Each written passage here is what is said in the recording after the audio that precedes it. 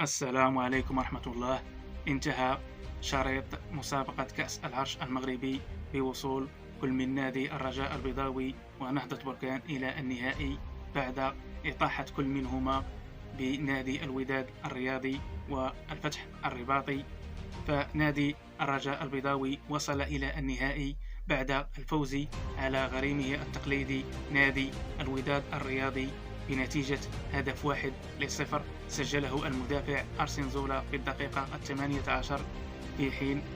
وصل نادي نهضة بركان إلى النهائي بعد أن فاز بالضربات الترجيحية على نظيره الفتح الرباطي بعد أن انتهى الوقت الأصلي والإضافي بالتعادل، وكان نادي نهضة بركان هو السباق إلى التسجيل عن طريق يوسف الزغودي في الدقيقة 3،